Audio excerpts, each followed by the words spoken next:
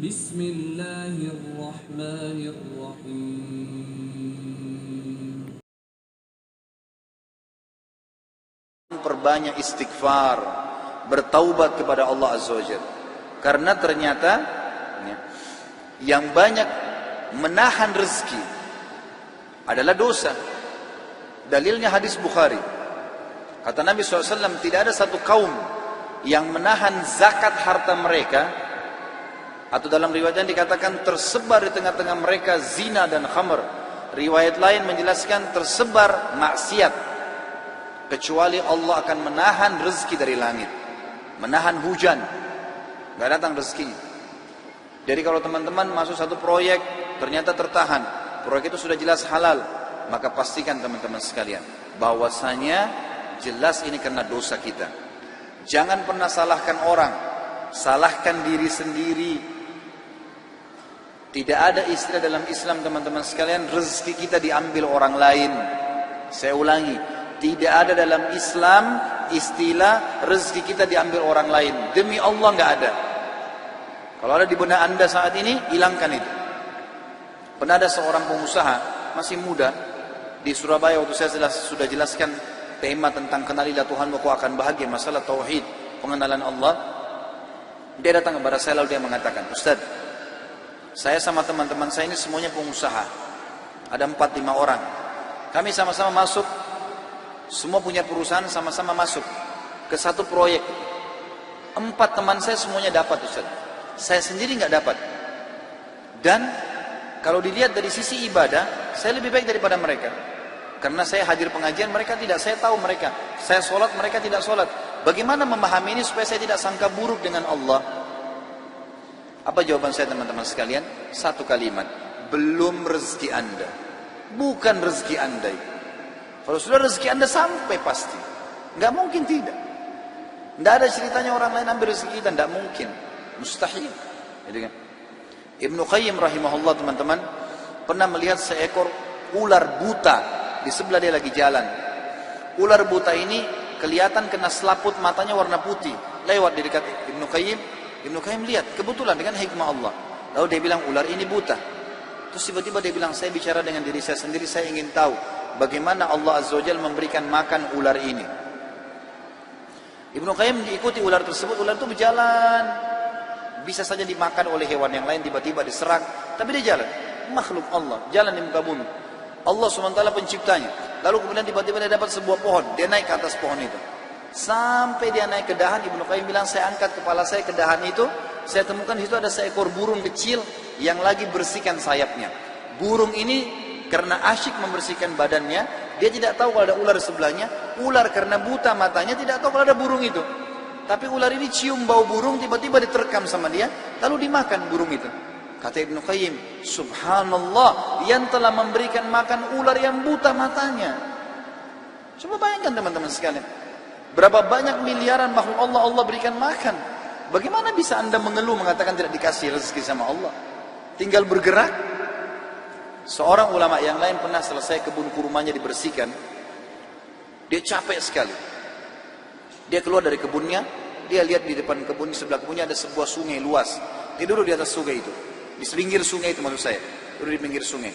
Lalu ada satu batang pohon di atas air lagi mengapung, di atasnya ada burung bangau, kakinya patah, matanya buta. Di atas batang pohon. Orang ini bilang, saya ingin lihat bagaimana Allah Azza wa Jalla memberikan rezeki burung ini.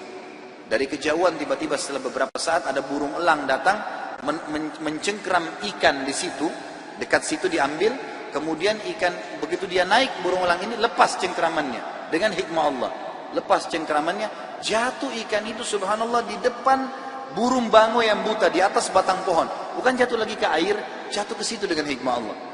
Burung elang pergi tidak ambil lagi, burung bangau cium bau ikan tinggal turunkan kepalanya makan, selesai konsepnya. Berapa banyak kejadian seperti ini teman-teman sekalian. Kenapa harus ragu bahwasanya Allah SWT akan memberikan kepada kita rezeki? Maka harus difahami poin-poin seperti ini. Rezeki akan tertahan dengan dosa. Maka kalau ada sesuatu yang masih tertahan dan kita sudah tahu konsep, pahami kalau itu mungkin bukan rezeki kita, tapi tidak ada masalah, kita hubungkan dengan bertobat kepada Allah. Bisa saja mungkin karena ada dosa kita.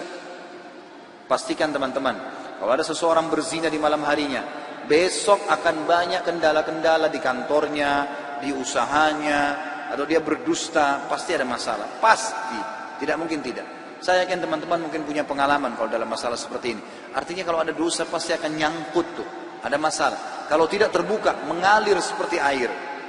Saya temukan ulama-ulama di Saudi, Masya Allah, hidupnya dari pagi sampai malam teman-teman sekalian, semuanya ibadah. Majelis ilmu, dari majelis ilmu ke majelis ilmu, dari masjid ke masjid.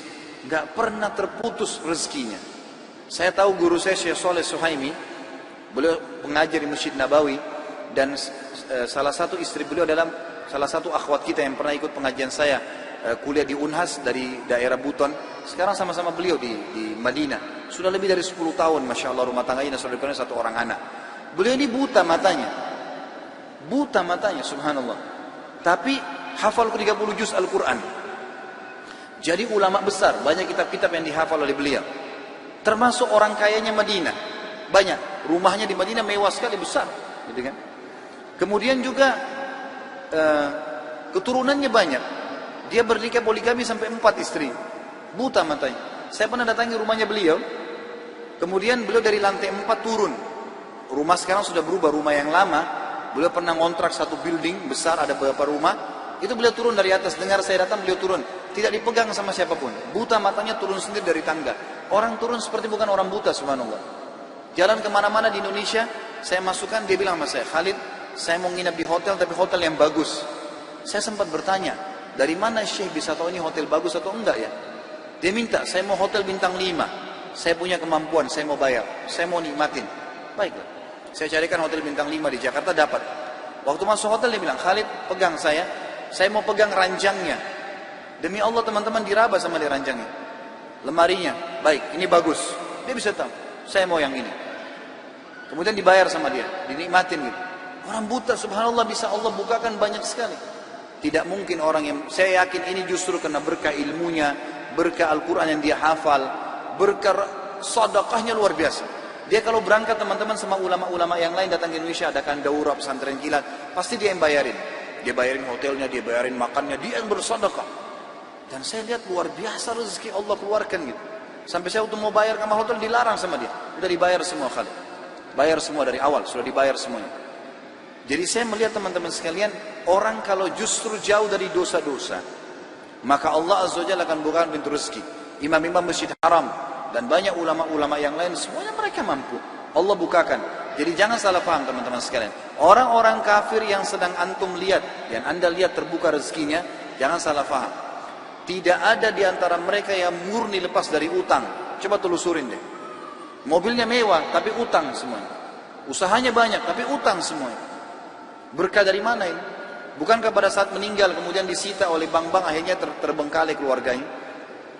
Dan seterusnya. Banyak hal teman-teman sekalian. Oleh karena itu dekatkan diri dengan Allah. Perbanyak istighfar. Bertobat kepada Allah subhanahu wa ta'ala. Maka Allah akan bukakan. Jadi dosa itu seperti teman-teman penyumbat ya. Di saluran air ada penyumbatnya. Kalau kita istighfar, kita sedang menarik sumbatan itu. Airnya jadi lancar nanti. Hasan Basri pernah didatangi oleh 3 orang. Hasan Basri seorang ulama tabi'in yang tadi juga saya sudah sebutkan kisahnya di awal pertemuan kita. Beliau pernah kedatangan 3 orang. 3 orang ini minta nasihat. Karena selalu dia nasihatin orang. Hasan Basri terkenal kalau bicara teman-teman surga, neraka, kematian. Nasihatnya selalu berkisar di situ.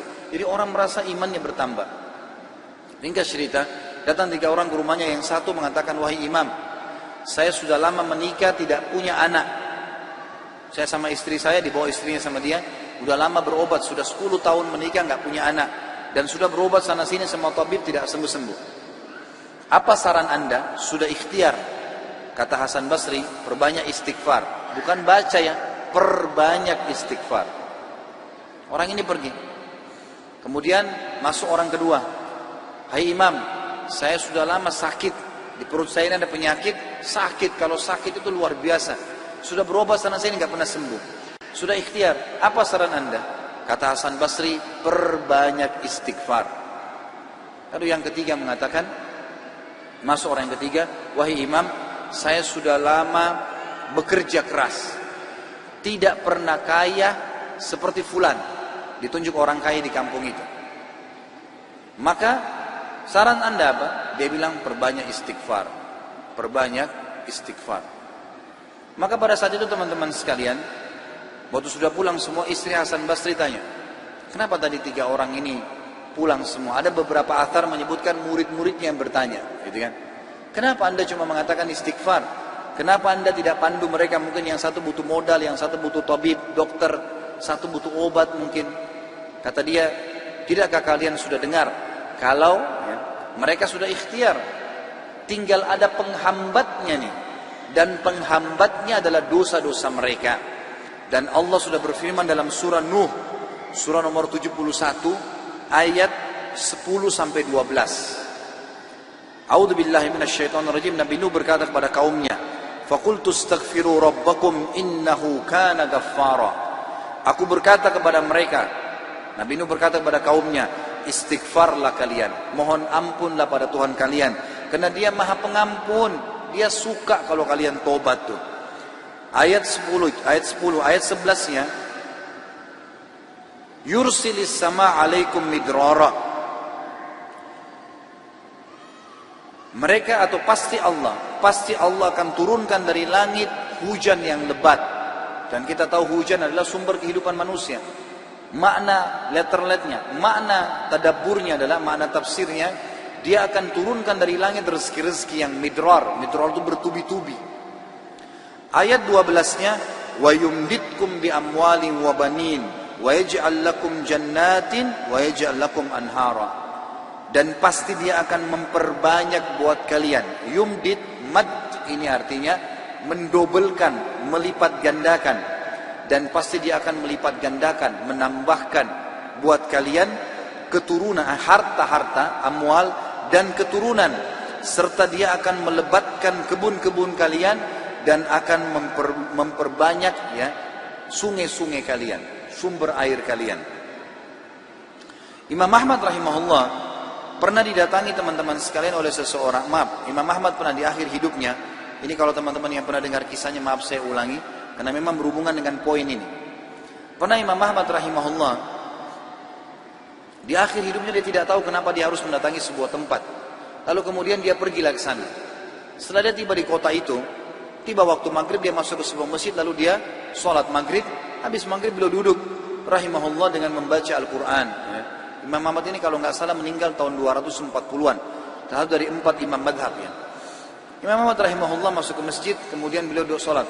Maghrib dulu mengaji, sampai isya beliau sholat isya berjamaah. Karena tidak tahu kenapa datang ke kota itu. Lalu kemudian beliau ingin istirahat. Habis sholat ba'diyah isya, orang-orang semua pada bubar. Imam Ahmad ke sudut masjid, lalu dia baring. Marbot masjidnya datang, tanya, wahai imam, wahai syekh. Syekh ini dalam bahasa Arab bisa berarti orang tua, orang kaya, atau orang pintar. Ya, bisa 3 artinya. Kebetulan Imam Ahmad dipanggil syekh di sini maksudnya adalah orang tua. Hai syekh, hai orang tua gitu. Ya. Kenapa anda di sini? Kata Imam Ahmad, saya mau istirahat, saya musafir, nggak ada kenalan. Kata dia tidak bisa di masjid. Anda harus keluar dari masjid. Lalu kemudian disuruh keluar. Kata Imam Ahmad, saya didorong-dorong dari masjid, keluar dari masjid. Begitu keluar dari masjid, marbot masjidnya kunci masjid. Kemudian Imam Ahmad dia sudah pergi. Imam Ahmad baring di teras masjid. Marbotnya kembali lagi. Lalu mengatakan, wahai syekh, ngapain di sini? Dia bilang seperti saya bilang, saya musafir, saya butuh istirahat. Ya. Kata marbotnya nggak bisa. Ini masjid, peraturan nggak boleh duduk di sini.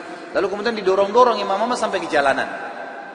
Di sebelah masjid ada satu orang penjual roti.